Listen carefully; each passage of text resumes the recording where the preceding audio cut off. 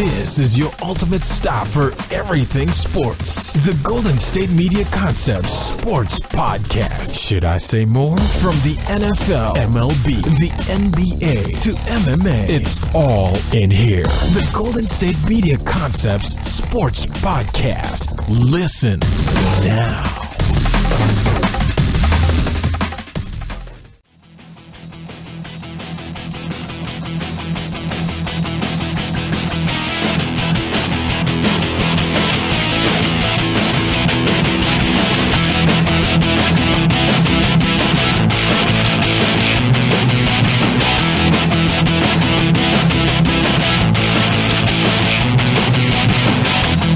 All right, and welcome to the GSMC Sports Podcast. This episode is brought to you by the GSMC Podcast Network, and as always, I am your host, Jesse Tapia. All right, it's April 12th, it's Thursday, day before Friday, obviously, and here's how the show's going to go. First up, we're going to be recapping yesterday's NBA games. The last day of the regular season had a couple of fun games going on, so we're going to talk about those. Second segment, we got Jarvis Landry is nearing a deal with the Cleveland Browns. Going to be a nice little long-term deal. I think it's like 5 years, $75 million. I think it was 70 or 47 guaranteed. So we'll be talking about that in the second segment. And then for the third segment, obviously now that the regular season is over, we know who's playing who in the playoffs in the NBA. So we'll be talking about that, talking about matchups I'm looking forward to. I believe the Spurs and Warriors are going to be playing against each other, and I think Kawhi Leonard might be back for Game 1 of that series. So that's going to be tough for Golden State right there. So we'll be talking about all of that. And then for the fourth segment, we'll talk about anything else going on in the world of sports. We had NHL playoff start yesterday. Penguins pretty much looking dominant, knocking off the Flyers 7-0, I think it was. Sid the Kid with a hat trick. And then we had Vegas winning their first ever playoff game 1-0 against the Kings. And we had Winnipeg, I think, beat Minnesota yesterday too. So we'll talk about that. Just get some thoughts on it all. We got games going on tonight also. And then we got Red Sox, Yankees. That rivalry looks to be back. All right, so we'll be talking about that also in the fourth segment, pretty much anything else going on. And then, yeah, now we don't have picks to make, so who knows? Maybe we'll be making baseball picks or we'll figure something out. But either way, let's get into it. First up, we had the Brooklyn Nets facing off with the Boston Celtics. Boston was pretty much playing, the G League All-Stars here, but nonetheless, they won this one 110-97. For the Nets, you had Rondé Hollis-Jefferson with only 18 minutes in this one, 0 points, had 3 rebounds, 2 assists. D'Angelo Russell had 11 points, shot 5 of 12, 1 of 5 from the three-point line. Allen Crabbe had 16 points, 7 rebounds, shot 5 of 13, 5 of 10 from the three-point line. Caris LeVert had 11.6 assists there, shot 4 of 13. And then off the bench, you had Nick Stauskas with 18 points, 4 rebounds, 3 assists, shot 6 of 12, 2 of 7 from the three-point line. And then Quincy Acey had 8 points, 5 rebounds, and you got Dante Cunningham with 8 points, 6 rebounds there. For the Celtics, you had Guerschon Yabusele with 16 points, 5 rebounds, shot 6 of 10, 1 of 2 from the three-point line.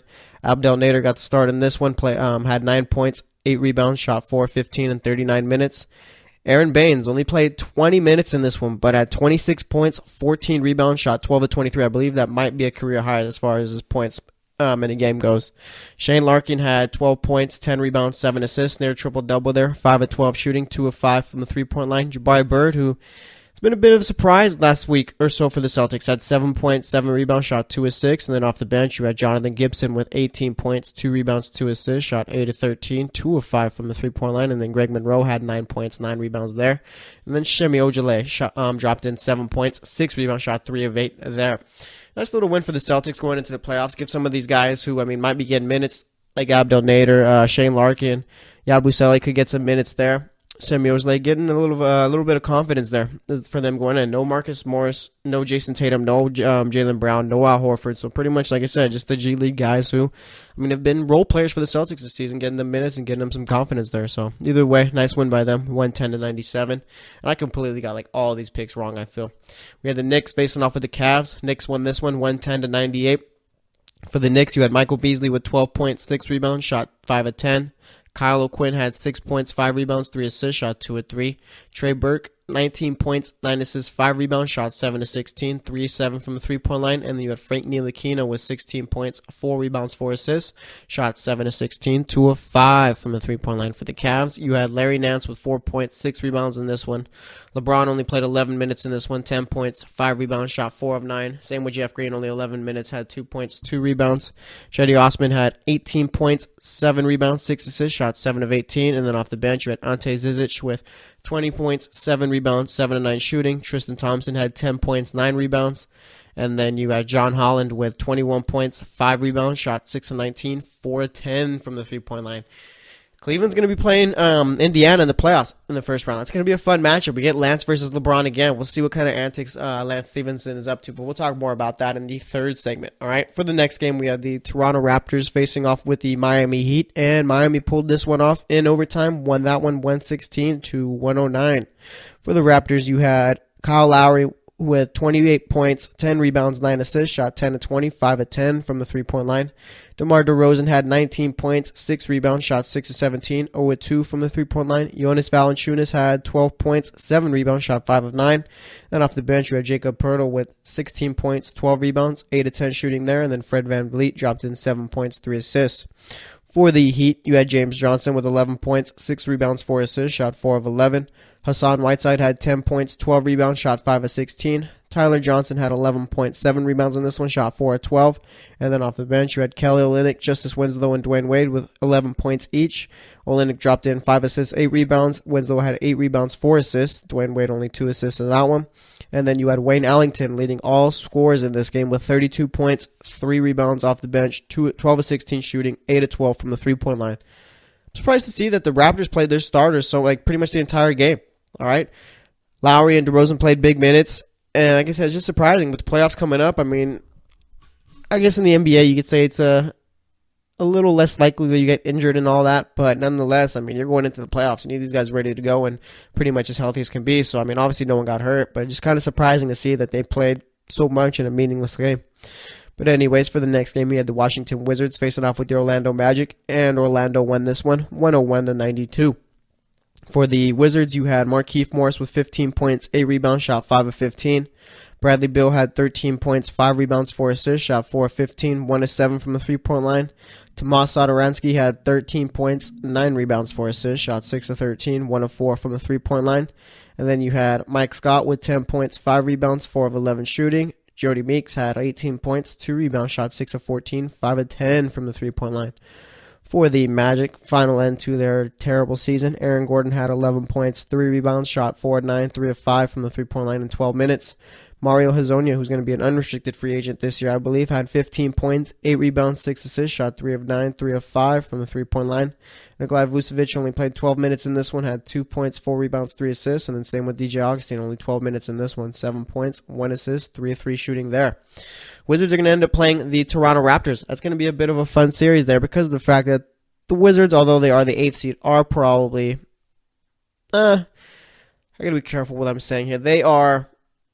They're just one of those teams you would want to see in the first round, all right, because there is the possibility of them being able to pull off an upset. But nonetheless, I mean, I think the Raptors are going to be able to handle business. But like I said, we'll wait till the third segment to give my thoughts on that. Then we had the Philadelphia 76ers facing off with the Milwaukee Bucks. Philly won this one 130-95.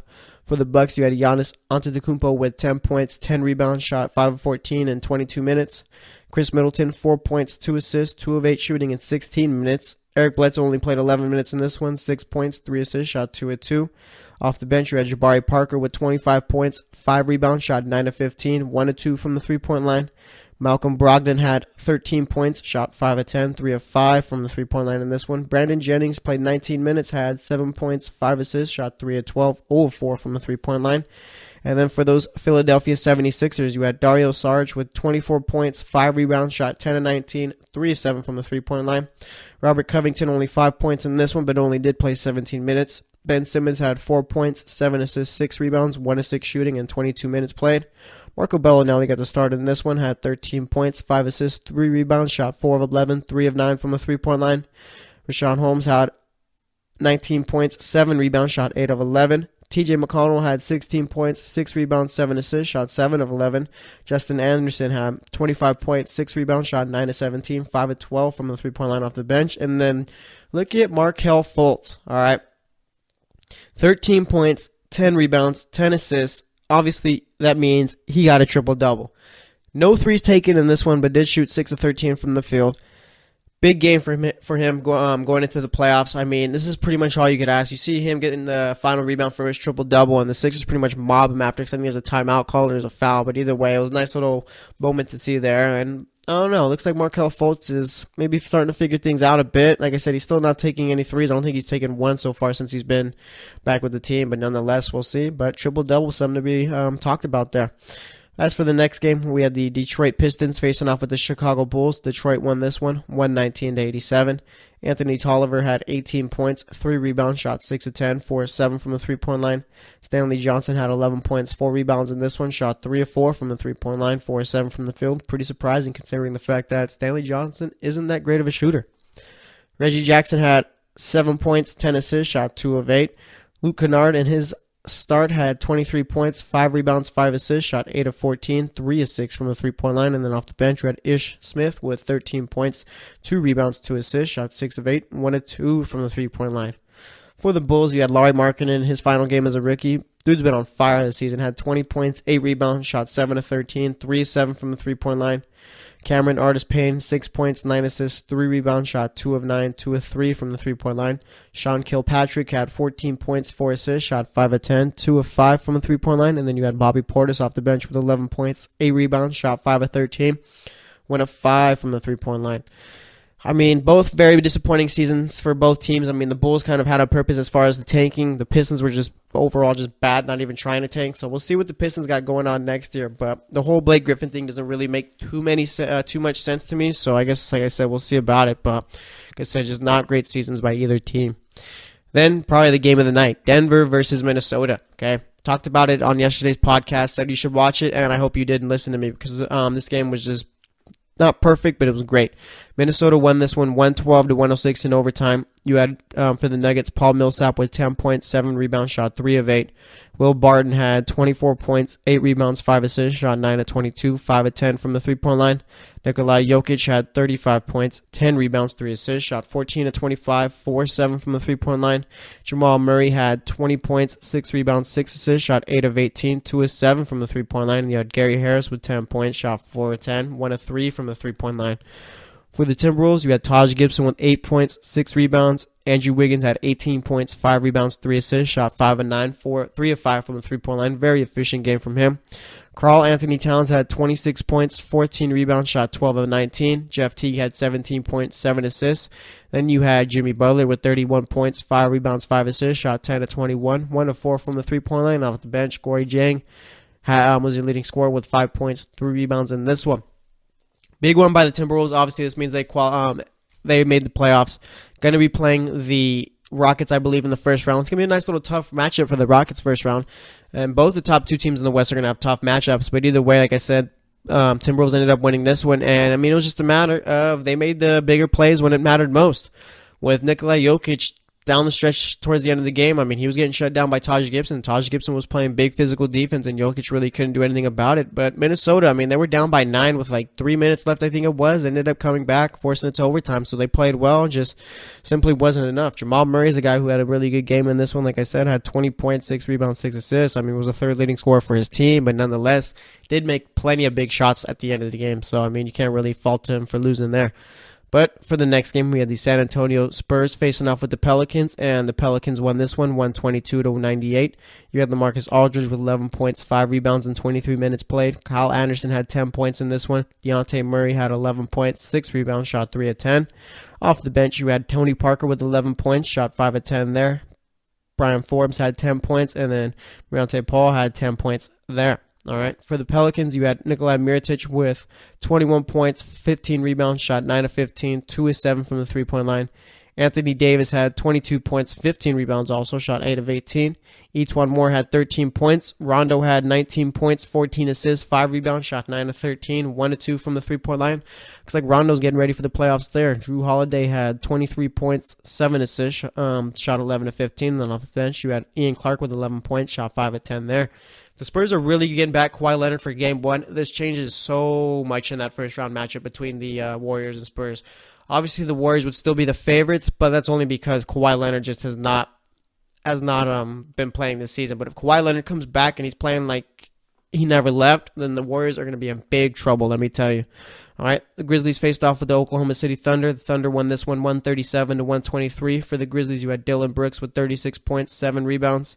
Let's see, Ben McLemore had 14 points, 4 rebounds there. Off the bench, you had Mario Chalmers with 13 points. And then for the Thunder, you had Carmelo Anthony with 10 points, 3 rebounds, shot 4 of 10. Corey Brewer had 17 points, 3 rebounds. Paul George dropped 40 points, 4 rebounds. Steven Adams had 24 points, 7 rebounds. And then Russell Westbrook had 6 points, 19 assists, 20 rebounds, shot 2 of 9. Congrats. Russell Westbrook finishes averaging a triple-double for his second season in a row. For the Lakers, they faced off with the Clippers. Lakers won this one 115-100. Brook Lopez had 14 points in this one. Alex Caruso had 15 points, 7 rebounds. Josh Hart had 30 points, 5 rebounds, 5 assists, shot 9 of 15, 7 of 9 from the three-point line. Gary Payton II had 25 points, 12 rebounds, shot 11 of 19. And then you had Andre Ingram. All right, 5 points, 6 assists, 3 rebounds, shot 2 of 9 from the field, 1 of 4 from the three-point line. Not as storybook as his game against the Rockets was, but nonetheless, I mean, dropped in 5 points there. For the Clippers, you had Tobias Harris with 23 points. Montrezl Harrell had 15 points, 4 rebounds, and then you had Bojan Marjanovic with 12 points, 10 rebounds there.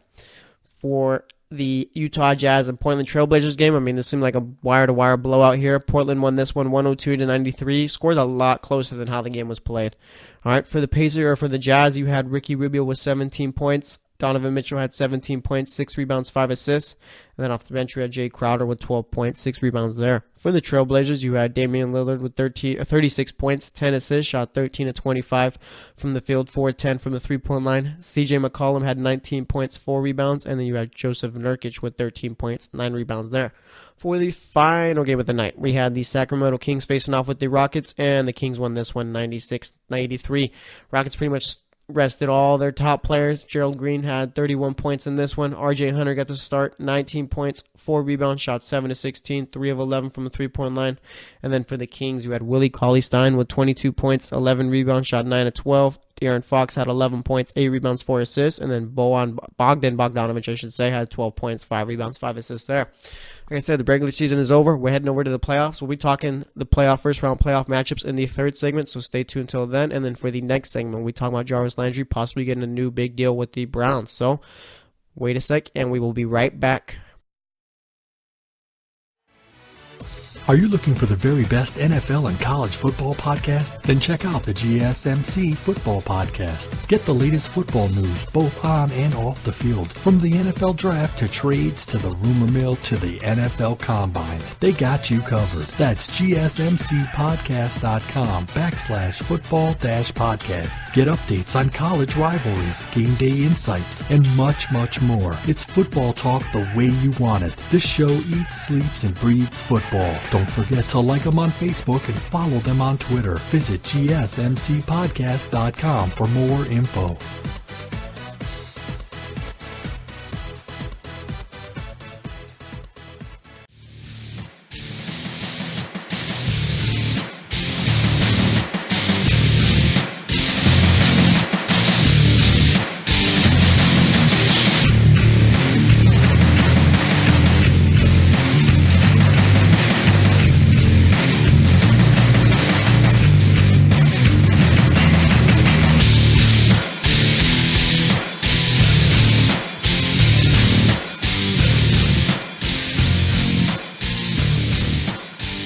All right, and welcome back to the GSMC Sports Podcast. In that first segment, we spent it talking about Wednesday's NBA games. Was the final day of the NBA regular season.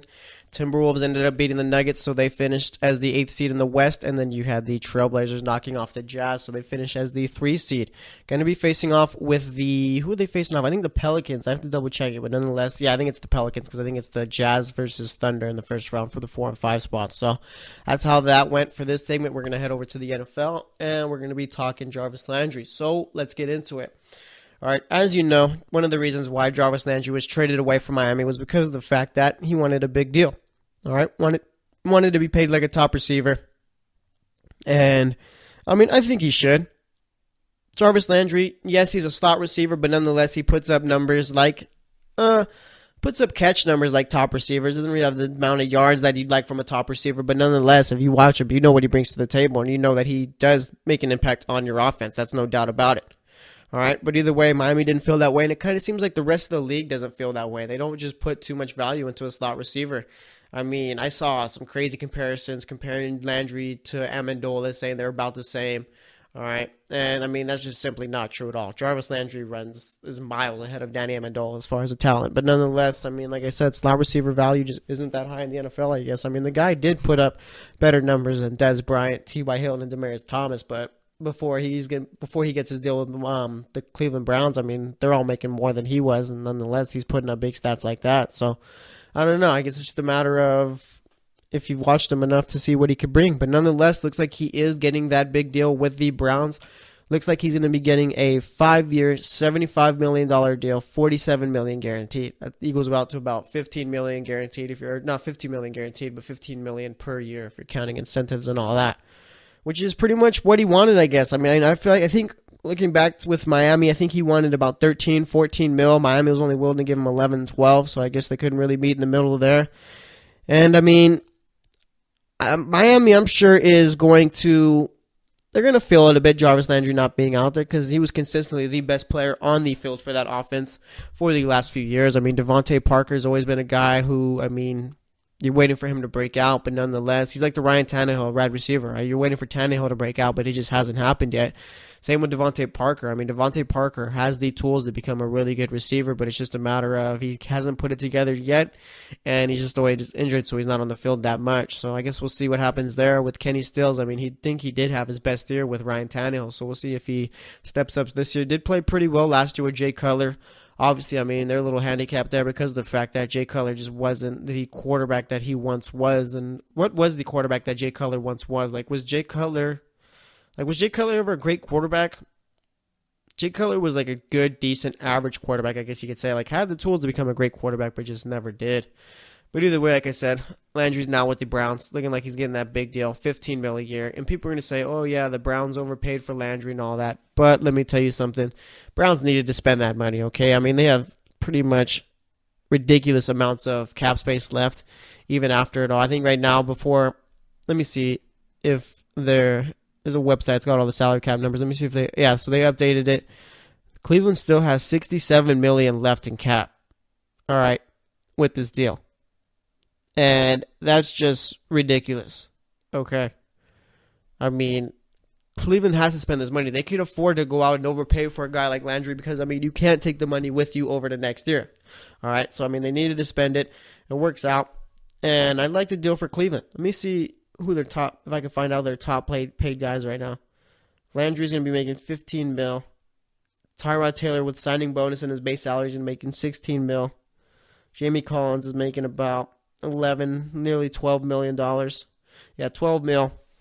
And you got Myles Garrett making $6 million. So, yeah, they still got, plenty of money to spend. I'm not really sure how or who they pick up to do it, but nonetheless, I mean, like I said, it goes Tyrod Taylor making $16 million, Landry nearly making $16 million, and then, Jamie Collins at $12 million. And then after that, to drop off of Myles Garrett at $6 million, nearly $7 million there. So, I mean, they still got plenty of money to spend. So, I mean, I'm not mad at them for giving Landry all the money that they did. People are going to look at it and say, oh, you overpaid for him. It's classic Browns. People just weren't looking deep enough into it as far as why they paid him that much. All right, but nonetheless, I mean, the Browns are building themselves a nice little squad here. You got Landry, you got Gordon, you got Hyde, Njoku, Coleman. Offensive line probably still needs a little bit of work. You got to replace Joe Thomas. And then defense is still really young, but maybe they develop and play a little bit better this season. And then as far as the quarterback position goes, you got a quarterback in Tyrod Taylor, who I think is very good.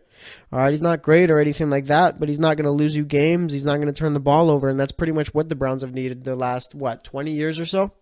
A quarterback who didn't turn the ball over. Obviously, they're still going to be drafting a quarterback number one. It's looking like probably going to end up being Sam Darnold or possibly Josh Allen. If I'm them, I'm going Darnold. If you're just going to develop the guy for a year or two.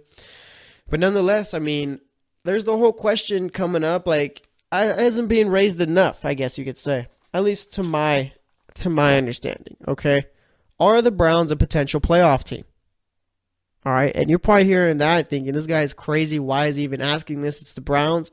Listen to what I just told you a few moments ago. You got Tyrod Taylor, who took the Bills with pretty much just LaShawn McCoy on that offense to the playoffs. All right. Josh Gordon's back. Looks like he's got his head on straight. I mean, looked good in the few games he played last season. Dude missed about, 2 years, comes back and plays well. Jarvis Landry in the slot, the best slot receiver in the league, no doubt. Corey Coleman, where if he's not injured, then he's a really solid player for that offense. David Njoku, who should be breaking out this year as far as a tight end on that team. Showed some signs of what he could be last season as a rookie. And then it's just the defense, all right? Very young team. Probably going to be drafting either Minka Fitzpatrick in the first round with the 4th pick unless they trade down with that pick.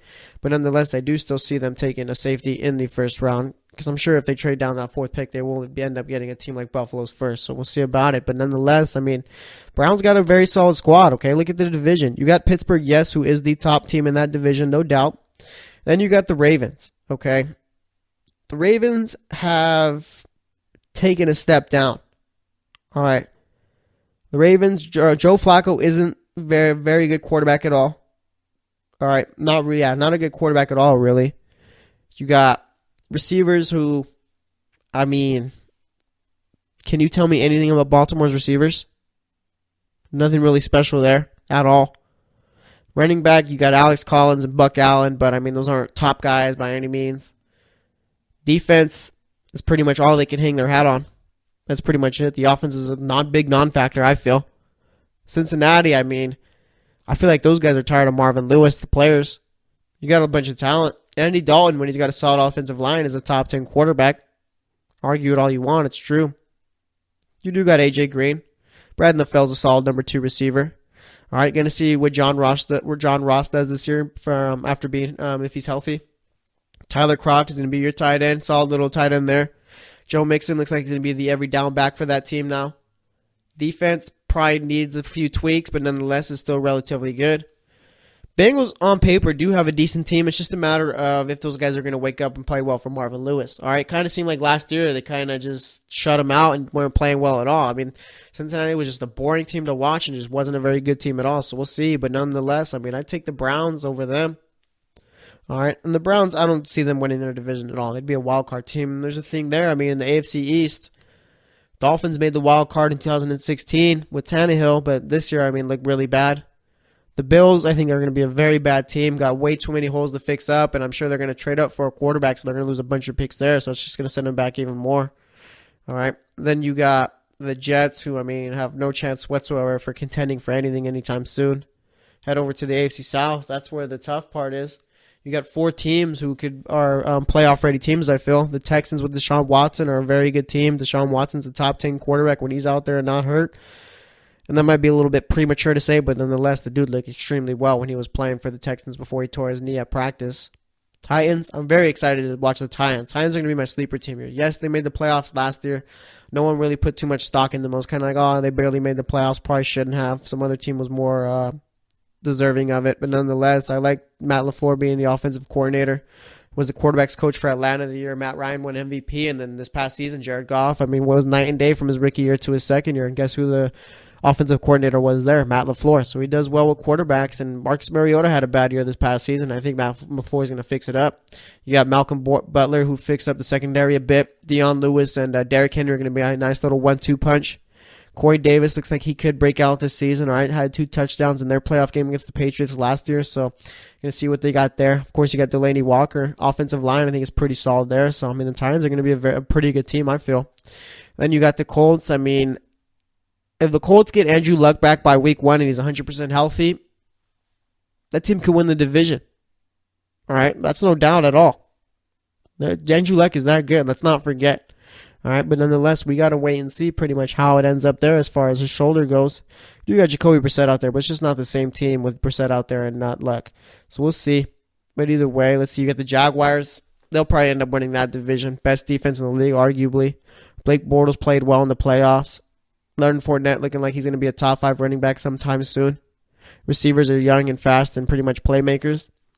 Barely lost in the AFC Championship game. Probably should have won it, but the coach scared and played scared, so that's why they're, I think. And then over in the AFC West, I mean, you got the Chargers who are probably going to end up winning their division, and you can't really tell about the Broncos or Chiefs or Raiders. Raiders looks like they're starting to go backwards a bit. I don't know why. I mean, John Gruden wants to go to this whole old school football type of thing. I mean, isn't it move forward, not backward? But nonetheless, there he is. Then you got the Chiefs. I mean, they'll only go as far as Patrick Mahomes' ability takes them. Pretty much going to be a rookie, not technically, but I mean, only played one game last season. That was week 17, I think it was. So we'll see how he does with a full season under his belt. And then for the Broncos, it's pretty much if Case Keenum, which Case Keenum are you getting? You getting the guy you got that was the quarterback before he went to the Vikings, or you getting the guy who played quarterback with the Vikings? All right, then two completely different players. One is very good, one is very bad. So we'll see. But either way, I mean, like I said, with the Browns, it's a possibility of them being a playoff team. If they're able to put it all together, I mean, you got Carlos Hyde, who's a solid running back, Tyrod Taylor, who's not going to turn the ball over, and you got weapons as far on the receiving end. It's just a matter of how well their defense plays and if they can stay disciplined and if Hugh Jackson is actually a good coach. Todd Haley, I'm sure, is going to have that offense playing well. Everywhere he goes, the offense plays well. So we'll see about it, but I do like the fact that the Browns are going to be given a long-term deal. I mean, it's good for both sides, I feel. Miami, I mean, you can't really blame him for not wanting to pay him all that money. You ended up with 2 receivers at that position instead of the one right there. But we'll see how both teams end up going this year. So either way, though, let's get to wrap it up for this segment. Next up, we're going to be talking about a few of the playoff matchups in the NBA.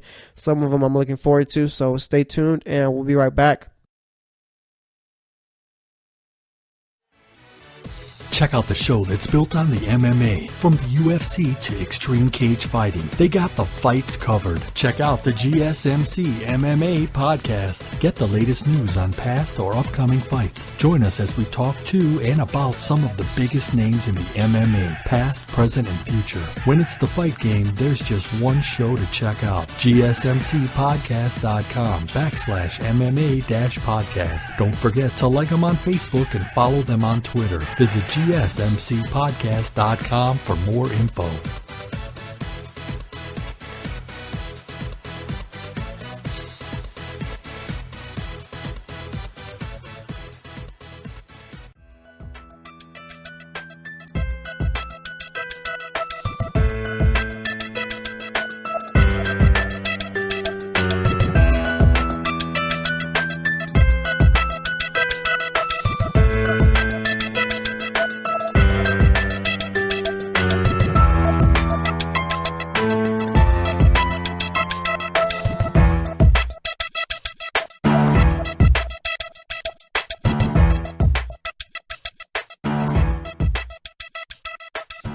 All right, and welcome back to the GSMC Sports Podcast. We spent those first 2 segments recapping Wednesday's game in the NBA.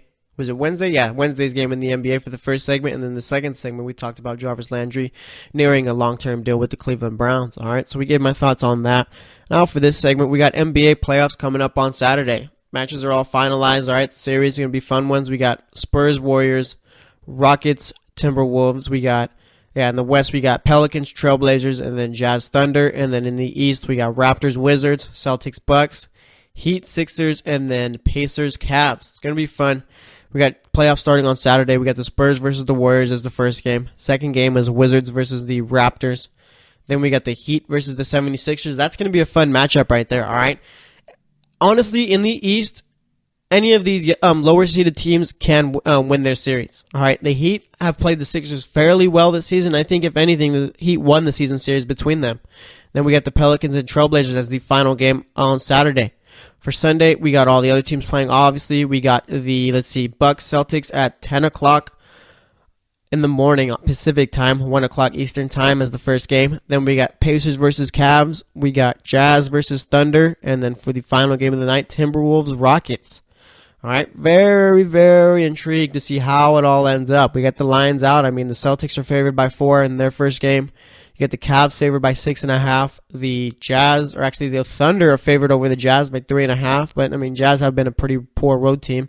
Well, and the Jazz actually ended up finishing 5th, not 4th. It's crazy how the West, I mean, one team wins, one team loses, and just everything shakes up. Then for the Rockets game, I'm pretty surprised at the line here. It's Houston by 11.5. That's pretty high right there, considering the fact that the Timberwolves are a pretty good team with Jimmy Butler, wouldn't you say?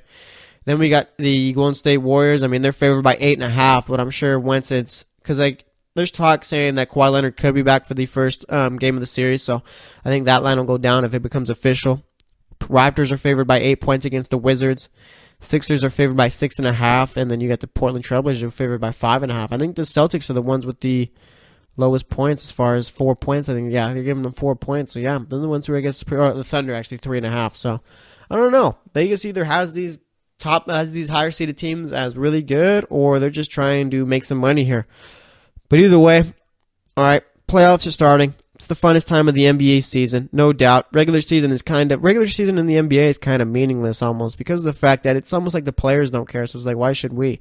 I mean, you got the Cavs. I mean, if they were to get swept by Boston in the regular season as far as the games they played, no one really bat an eye as far as how it affects them for playoffs. All right, regular season games, I guess, are just for seeding, and after that, it's pretty much then you start deciding who's better than who and who can do what. But nonetheless, here we are. All right, let's go conference by conference and talk about.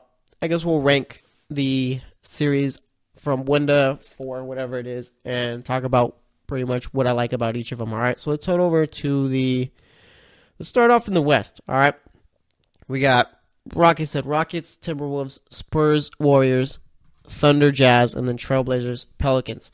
Series I'm most looking forward to, and this is all dependent on whether or not he comes back, is the Spurs and Warriors series. All right, if Kawhi Leonard ends up coming back for that series and playing Game 1, no doubt in my mind, I'm going to be looking forward to that one for sure.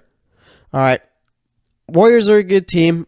They are a normal basketball team without Steph Curry. The Spurs are a great top team in the West with a guy like Kawhi Leonard. All right. If Kawhi Leonard comes back, the Warriors would still be the favorites in that series. But if Kawhi Leonard comes back and he's playing how we all know Kawhi Leonard can, like doesn't miss a beat, Warriors are in trouble. Okay.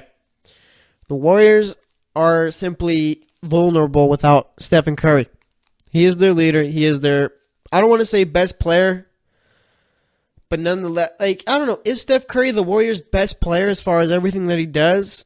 I think you could make the argument that he is. As far as individual player, I guess you could go Kevin Durant. But it's just with the Warriors, I mean, there's just something about Steph Curry that he brings to the team that Kevin Durant just simply doesn't. But nonetheless, like I said, I mean, this is going to be the toughest playoffs that the Warriors have had to go through since that team started winning titles. And, I mean, let's put it this way, okay? Let's say somehow you get past San Antonio if they bring back Kawhi. Then you got the Trailblazers who have been playing extremely well. And then you got the Rockets. I mean, Spurs with Kawhi is honestly worst case scenario for the Warriors. All right, I figured that playing the Timberwolves in the first round would be worst case scenario. But if you got Kawhi Leonard coming back, then that's definitely worst case scenario there because of the fact that the Spurs are a completely different team with him out there. But we'll see about it. So that's the one I'm looking most forward to. And then let's go Thunder and Jazz, I guess, is number 2. All right, Thunder and Jazz, that's going to be a fun series to watch. Thunder are going to have home court in that one. And, I mean, it's just a matter of I'm excited to watch it because it's like the Thunder aren't a great all-around team, okay? Russell Westbrook, Paul George have carried that team. And as far as the Jazz, they need everyone on the team to play well in order for them to win ball games. All right, they need a team effort. The Thunder do not do that. All right, so I'm curious to see which one is going to win in this one. All right, the Jazz do have the better defense. I mean, by far, they're giving up less than 100 points. Oklahoma City's giving up 104, a little bit over 104, and it's just I don't know. It's just a matter of which team is going to show up. The Jazz is going to be tough for them because you're going to have to contain guys like Russell Westbrook and Paul George, and maybe Melo shows up. Who knows if he will?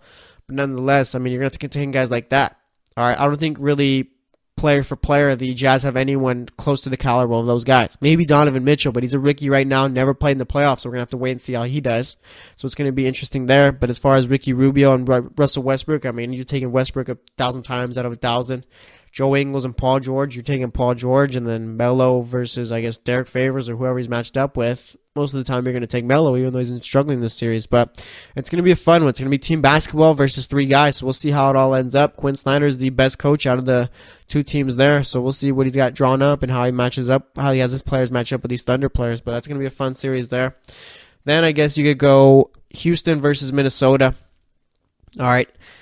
Houston's going to be the favorite in this one. Really have no doubts about them getting out of it, but Minnesota's going to put up a nice, decent fight here. All right, Towns is playing well. Wiggins is seeming to find his role, and then Butler, of course, is the leader on that team who plays extremely well. As for the Rockets, I mean, obviously, you're going to have the future MVP and James Harden. Chris Paul's been playing well this season. Gerald Green's been a nice little player off the bench. Same with Eric Gordon, and Clint Capella's been a monster this season at the center position. All right, I could see this series going 6 games. But, I mean, I don't think it's going to really be too much trouble for the Rockets here. I think they're going to be able to pull it out, but it's going to be fun. The games are going to be close. I don't know why the Rockets are favored by 11.5, but nonetheless, like I said, I do think that the games will be close. And then for the 4th series I'm looking forward to, I guess you could say the number 4 series is the Trailblazers and Pelicans. I just don't really think that one's going to be a fun one to watch, all right? That might just be the NBA TV series right there. I mean, let's be real here, okay? It's just both small market teams. And, I mean, it's just there's not really too much hype there. It could go either way, depending on how Rondo plays. I mean, if Rondo plays how he did last year with the Bulls before he got hurt, then they could be favorites to win this series. And we're going to see how well Damian Lillard plays. I think the last time Damian Lillard won a series was that year where you had James Harden and Dwight Howard on the same team on the Rockets when Damian Lillard hit that game-winning shot. I think it was, Game 6, I think it was. So we'll see about it. But, yeah, so number 1 is the Golden State and Spurs series for me. Then Utah versus the Thunder. Then Rockets, Timberwolves. And then the final series is the Pelicans and Trailblazers one. So let's head over to the East, okay?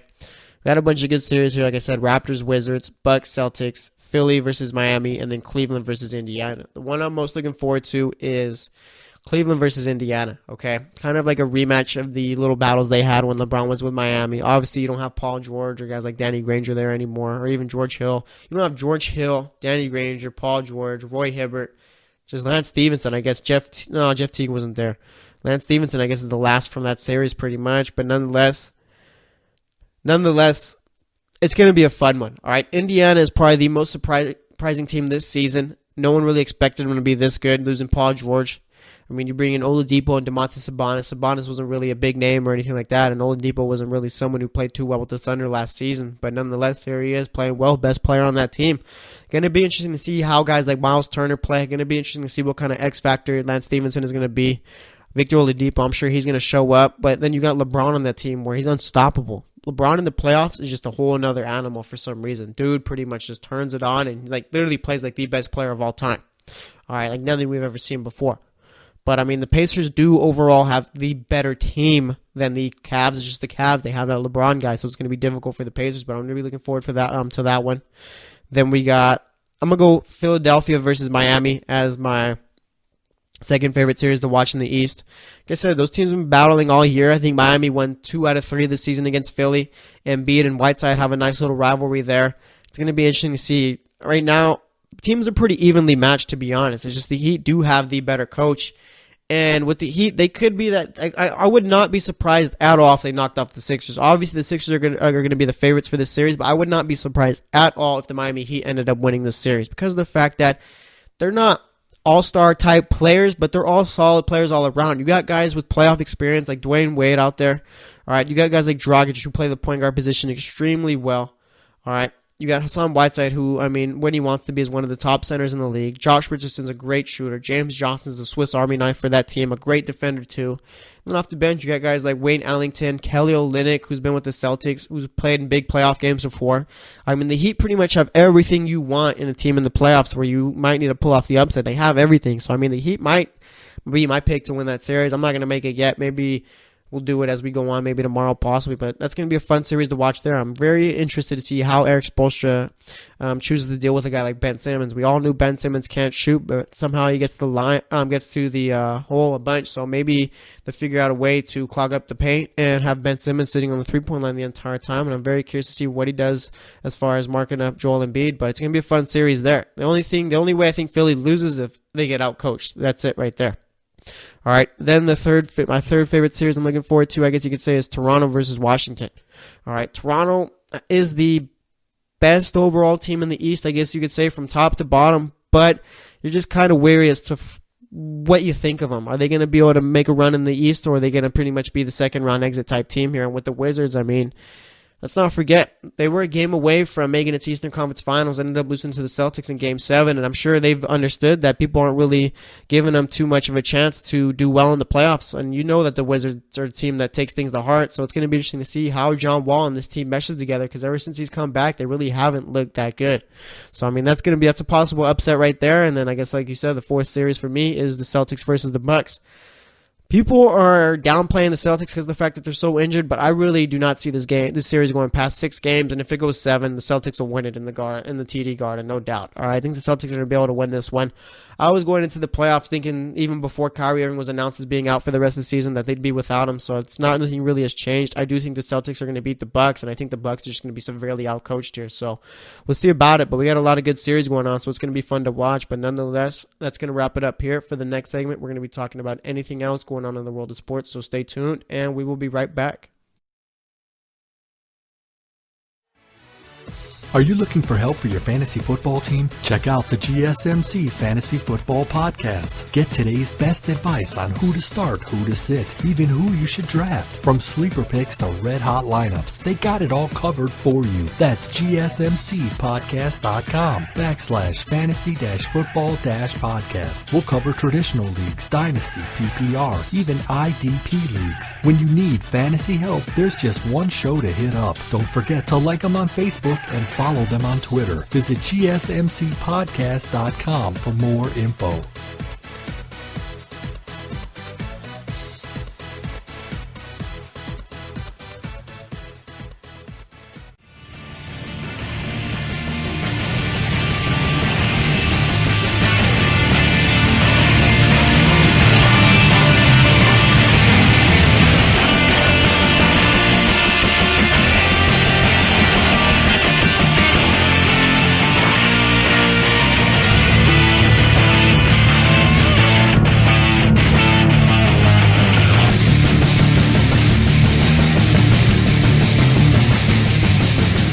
Alright, and welcome back to the GSMC Sports Podcast. First segment, we talked about Wednesday's NBA games, recap those. The regular season is now over. It is now playoff time. Second segment, we talked about Jarvis Landry nearing a deal with the Cleveland Browns. Looks like it's going to be 5 years, $75 million, $15 million a year, $47 million guaranteed. And then for the third segment, like I said, playoffs starting up. Talked about the series I'm most looking forward to. Gave a little preview, I guess you could say, for each series. So it's going to be fun. But nonetheless, for this segment, going to be talking about anything else going on in the world of sports. All right, so let's get into it. Looks like the Boston Red Sox and New York Yankees rivalry, is back. All right. Yesterday, those two teams are playing. Yankees were up, 8-2, I think it was, at one point. Sox, JD Martinez has a grand slam, makes it 8-6, and then, it was pretty much back and forth a bit. Yankees get a couple of runs in there, but that's not necessarily why the rivalry is back. Rivalry is back because of the fact that the bench is cleared twice, and then the second time it cleared, these teams got into an actual fight. Joe Kelly hit Tyler Austin, because I think Tyler Austin slid into second on a possible double play. Hit Sox shortstop, I think it was, and obviously the Sox didn't like that. So what does Joe Kelly do? He goes, he hits Tyler Austin. Tyler Austin slams his bat on home plate. Takes a little bit to charge the mound. Kind of turns around looking like, you know what, I'm going to say some stuff to you, but I'm kind of not. I don't want to really rush the mound, but nonetheless, you see Joe Kelly too. They zoomed in on his face right before it started. Well, after it happened and all that, they did the replays and stuff, and they zoom in on Joe Kelly's face. What he's saying to Tyler Austin, he's telling him, "Let's do it. Come to the mound." And yeah, so Tyler Austin charges. Joe Kelly doesn't run. I liked it. He went right at him, took him down, and then I think Tyler Austin got one punch on a Red Sox guy, but I think it was a third base coach, so not really great there. But nonetheless, of course, fighting is bad, but You love to see it in baseball. Let's be real here, okay? We love to see the bench brawl, the bench clearing brawls, okay? I think it was one time the Cardinals and Reds had their benches clear, and that was a fun fight to watch. I mean, and again, I'm not condoning fighting or anything like that, but I mean, it is fun to watch. It's good for baseball if the Yankees and Red Sox are doing it, all right? Because it brings interest. If you were watching the game and following along on Twitter, I mean, everyone was talking about it. Bleacher Report was tweeting about the fight like 5 different times, I think it was. ESPN tweeted about the fight, and it was trending too. So, I mean, Red Sox Yankees is good for baseball. It brings interest, it brings in eyeballs, it brings in ratings. All right, this is what they need. And, I mean, baseball is just better when the Red Sox and Yankees are good too, because you have both fan bases going at each other. I mean, I've been watching. It's been so entertaining to watch both fan bases go at each other on Twitter. It's pretty much Red Sox are talking about how they're number one team in the AL right now, number one team in the AL East. The Yankees are bad, and the Yankees' comeback right now is the fact that it's only been 11 games, and it's true. We still got a long season left to go, but nonetheless, good for baseball that the Red Sox and Yankees are feuding. All right. Well, we got another game going on tonight between the two. That's on at about 4 o'clock, I think it is. It's the third game of the series. I'm not sure if they play tomorrow, but nonetheless, I mean, like I said, good for baseball here. We're enjoying it. Then we got the NHL playoffs, okay? We've never really been a podcast who talked too much about the NHL playoffs, but nonetheless, here we are. All right, yesterday, like I said, we had the Penguins facing off with the Flyers, and that game was over by the time the puck dropped. All right, the Penguins won that one 7-0. You had Sidney Crosby scoring a hat trick there. Evgeny Malkin scored a goal there too. And like the Flyers, I was watching like the first period. It ended 3-0, and it's just the Flyers stood absolutely no chance there whatsoever. All right, like no chance. It was almost kind of sad to see. I know Philly and Pittsburgh have a nice little rivalry there, but these teams do not come close whatsoever, like at all. It's just this series might end in a sweep, to be honest. If this game one has any foreshadowing event type of thing for the series, I mean, it's going to end in a sweep, no doubt. But nonetheless, Penguins won that one 7-0, like I said. Then we had the Minnesota Wild facing off with the Winnipeg Jets. I think this was their first playoff win. They won 3-2. I didn't really catch this game too much, but nonetheless, I mean, the Jets should end up winning that series, it's looking like. And then we had the Vegas Golden Knights versus the LA Kings. All right, Vegas's storybook season is going on strong. Won their first playoff game, got their first playoff goal. Everything's looking good, especially against the Kings team that's been in the playoffs, I mean, consistently over the better part of the last decade, I think you could say, right? All right, but nonetheless, I mean, I was watching the game, and the game was just, I mean, Vegas scored in the first period, made it 1-0, and it's just, it was boring after that. I mean, these teams could not put the puck in the net at all, and they had chances too. I mean, there was a couple of times where the goalie was out of position, pucks bouncing up, and they just couldn't put it in the back of the net. So, I mean, nothing really you can do there, but it wasn't a fun game to watch for me at all. I mean, I had more fun watching the Penguins put a touchdown and an extra point down on the Flyers, but nonetheless, I mean, like I said, with Vegas and the LA Kings, I'm very curious to see how this series plays out. The Kings do have the playoff experience. Vegas has only been a team for a year, so it's going to be interesting to see, really, if Vegas is going to be able to hold on to this luck. And obviously, I'm not just saying they've only been this good because of luck, but I mean, when have we ever seen this from a first-year expansion team? Honestly, if you have any answer, like if there has been a team that's done it, let me know. But this is like the first expansion team I've seen so far in the NHL that's done so well. All right, especially in their first season. I mean, the Vegas Golden Knights did win the Pacific Division, and it was by 7 points, I think it was. I think the Sharks finished with 101 points. Ducks finished with 102. So I mean, it was like from beginnings, like start to end too, a wire-to-wire divisional championship there. But nonetheless, I mean, we'll see how it all ends up. But like I said, good on Vegas winning their first playoff game. Then we got the the New Jersey Devils facing off with the Tampa Bay Lightning, the Toronto Maple Leafs versus the Boston Bruins, Columbus Blue Jackets versus the Washington Capitals, Colorado Avalanche versus the Nashville Predators, and then the San Jose Sharks versus the Anaheim Ducks. All right, I'm probably going to be watching the Blue Jackets and Capitals. I got to watch Washington, all right? I got to see, is this the Capitals' year? Is Ovechkin finally going to be able to get it done? I mean, that's the most intriguing team on the East right there. It's not Pittsburgh, it's Washington, because of the fact that they're always so good during the regular season. But when it comes to the playoffs, I mean, face off with a team like Pittsburgh, and it's just they can't get it done. Pittsburgh's like the boogeyman. And even then, I mean, I remember a couple years ago when the Sharks and Penguins are playing, and it's like you thinking the Sharks were playing very good all season long, won the West, played well, and it's just the Penguins get out there, and they were running circles around the Sharks in that Stanley Cup Final Series. Sharks look like a bunch of old dudes playing there, and the Penguins look like a bunch of young guys, just like I said, running circles around. Penguins are that team that scares you because of the fact that when the playoffs come, I mean, they're one of the best teams out there, so we'll see what the Capitals can do. I'm going to look forward to Toronto versus the Bruins.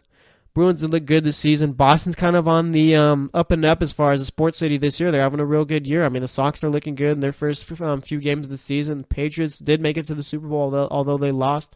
Celtics, even with all the injuries, have played well. Second seed in the East, making it to the playoffs. Probably going to end up beating the Bucks in that series too. So, I mean, Boston's had a real... I think this is the first time...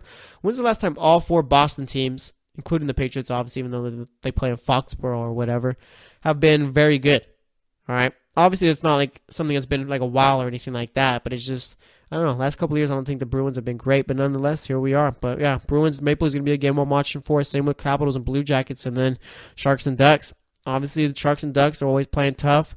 Ducks finished a point above the Sharks in the Pacific Division, and that game could go 7 series. That series can go 7 games easily, no doubt about it. I mean, the Sharks been playing well since they got Evander Kane. Looks like they're going to get Joe Thornton back in the second game too. So we'll see how it all ends up. Game 1's going to be a nice little. Sharks get game 1. They're in the driver's seat. Ducks get game 1. I mean, the Sharks are going to have to get game 2 because, I mean, the Ducks are just that team where you don't want them to get ahead too quick. So we'll see about it. But nonetheless, NHL playoffs, like I said yesterday, are the best playoffs. Let's see. Anything else going on in the world of sports before we wrap it up today? Reuben Foster, officials charged Reuben Foster with 3 different felonies. I think it was stemming from a domestic violence incident. And with Reuben Foster, I mean, I don't know. Like, it's just... How do you make such poor decisions?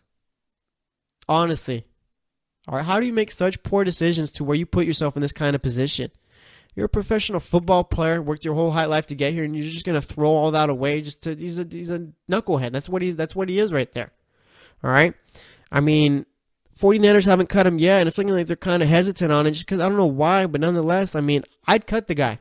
I would cut him. The 49ers are in this little period of their team where they're on the verge of being a good team. And you're trying to build a culture during this period. All right. And if you have guys like Reuben Foster out there, guys who are pretty much getting arrested, doing things they shouldn't be doing, you don't want guys like that around. All right. It doesn't matter his ability. You do not want a guy like that around. So, I mean, if I'm the 49ers, I got to cut him. This is a very crucial part in your rebuild right here. This is where you're setting up the culture.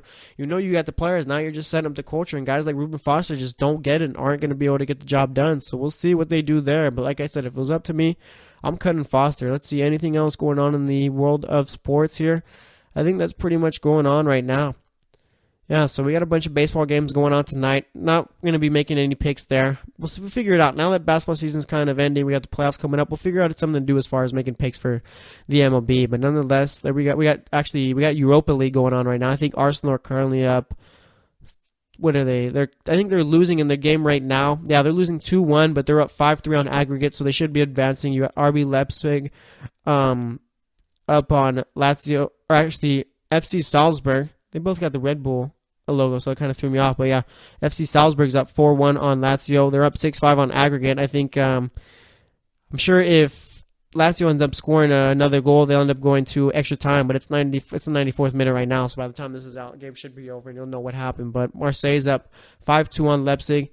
And then you got Sporting, who's currently up 1-0 on Atletico Madrid, but it's looking like it's going to be too little too late there. So that's actually going to wrap it up for today's podcast. Today we talked about Wednesday's NBA games. The final day of the NBA regular season playoffs are coming up. We talked about Jarvis Landry nearing his deal with the Cleveland Browns. We talked about the playoff matchups in the NBA I'm most looking forward to. And then for this segment, we talked Yankees, Red Sox a bit, talked NHL playoffs, and let's see, we talked Europa League too. So thanks for listening to the GSMC Sports Podcast. As always, I am your host, Jesse Tapia. We'll be back tomorrow, so stay tuned, and we will talk to you later. You've been listening to the Golden State Media Concepts Sports Podcast. part of the Golden State Media Concepts Podcast Network. You can find this show and others like it at www.gsmcpodcast.com. Download our podcast on iTunes, Stitcher, SoundCloud, and Google Play. Just type in GSMC to find all the shows from the Golden State Media Concepts Podcast Network. From movies to music, from sports to entertainment, and even weird news. You can also follow us on Twitter and on Facebook. Thank you, and we hope you have enjoyed today's program.